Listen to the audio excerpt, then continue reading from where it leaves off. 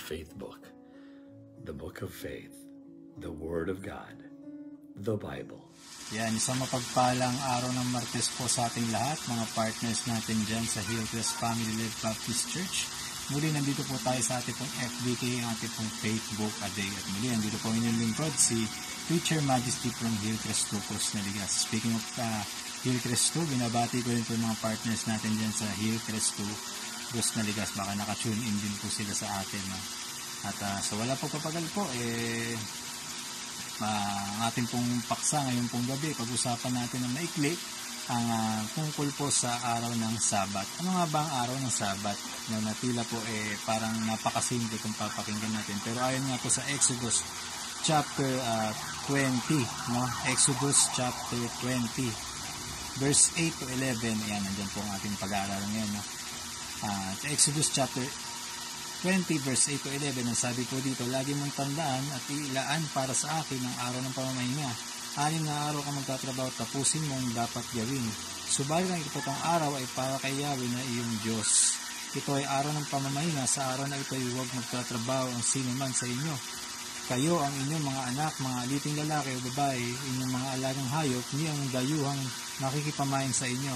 6 na araw kong nilikha ang langit at ang lupa, ang mga dagat at ang lahat ng nasa mga ito. Ngunit na mahinga ako sa ikapitong araw, kaya ito'y aking pinagpala at inilaan para sa akin. Ayun po yung sinasabi no, sa Exodus chapter 20 verse 8 to 11. No? Kaya ang Sabat po ay ikapitong araw. Ibig sabihin ng isang linggo kung kailan dapat tayong nasabi nga magpahinga sa pag-alala na nilikha ng Diyos ang siyang sinukob sa loob ng 6 na araw at pagkatapos ay nagpahinga siya, no? Sa ikapitong araw. Gayunman, may naging maling pangunawa at maling interpretasyon ng ibang sekta, no? O ibang grupo ng Kristiyano sa kahulugan ng araw ng Sabat na pamamahinga ay naging paksa ng parang naging kalituhan. No? May ilang grupo gaya ng mga Sabadista, no, yung naniniwala na ang araw ng Sabat ang tamang araw kung kailan dapat sumamba ang mga Kristiyano, pero sa ilalim ng lumang tipan, ginagawa ang paghahandog sa tabernakulo o sa templo araw-araw. So ito yung malinaw, araw-araw. No? It means ang pagsamba ay patuloy at walang espesyal na utos na ibinigay sa Israel patungkol sa isang banal na pagtitipon na idinadaos sa araw ng Sabat. No? Pero itinala sa bagong tipan na ang mga Hudyo at ang mga naging kabilang sa Judaismo ay nagtitipon sa mga sinagoga, no, sa araw ng Sabat. Sa araw ng Sabat, makikita natin sa Mark chapter 6 verse 2, sa Lucas chapter 4 verse 31, Lucas chapter 13 verse 10 to 16, Acts 13:14, and etc. Kaya nga, dahil walang pasok sa araw ng Sabat, ito ay naging ideal, no, para mag-organisa ng sama-samang pagsamba. Pero hindi inuutos sa bagong tipan na gawing araw ng pagsamba ang araw ng Sabat. Yun po yung malinaw, no? Dahil ang iglesia ay wala na sa ilalim ng kautusan ni Moises, no? Ang iglesia ay nasa ilalim na ng bagong tipan na itinatag sa pamamagitan ng kamatayan at muling pagkabuhay ni Jesucristo. So yun po yung malinaw. At hindi ito inilalarawan sa anuman sa buong parte ng bagong tipan ang pagtatalaga ng Sabat bilang araw na siya ay araw ng pagsamba. So hindi, no? Ang tanging kasulatan na naglalarawan sa mga Kristiyano sa pagtitipon sa araw ng Sabat ay ang pangangaral nila ng Ebanghelyo sa mga sinagoga ng mga Hudyo na nagtitipon sa araw ng Sabat. No? Itinala ito sa Acts chapter 2 verse 46. Ang pagtitipon ng mga unang Kristiyano ay araw-araw, parang ginagawa natin sa Hillcrest, no? 7 days a week tayong nagtitipon, di ba? Meron tayong FBK everyday. At meron tayong pagsamba rin ng Sunday. No? Kaya tuloy-tuloy siya araw-araw. Ang mga taga-Berea ay nag-aral ng kasulatan araw-araw. No? Acts 17 verse 11. Gawa 17:11.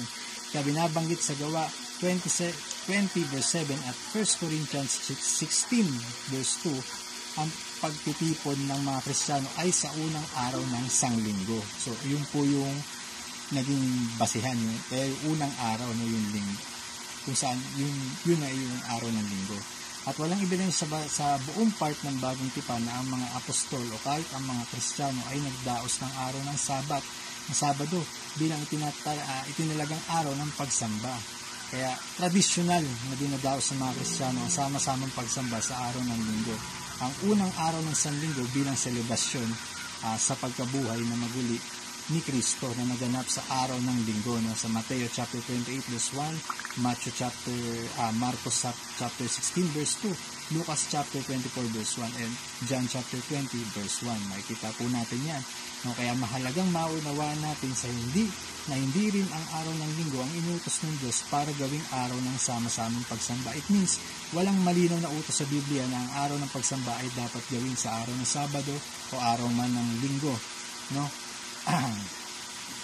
Pero kung titignan natin sa talata sa Roma chapter 14 verse 5 to 6 at Colossians chapter 2 verse 16, ito ay nagbibigay ng kalayaan sa atin mga Kristiyano na magdaos ng isang espesyal na araw o kaya naman ay gawing espesyal ang bawat araw. So yun pala yun, no? Dahil ang nais lamang naman ng Diyos, patuloy natin siyang purihin at sambahin araw-araw, hindi lamang sa tuwing araw ng Sabado o araw ng Linggo. So yun po yung malinaw, no? Binigyan lamang tayo ng Diyos ng kalayaan, no, na napurihin siya. Actually pwedeng araw-araw talaga. Kaya yun po ang disenyo nito, no? Kaya muli, sana po ay may natutunan tayo at magandang gabi po muli sa ating lahat. At mag-ingat po kayo at lagi po kayong manalangin sa Panginoon sa kalinawan ng mga bagay. At purihin ng Panginoon sa ating pong mensahe ngayong gabi. Kita-kita po tayo muli. God bless.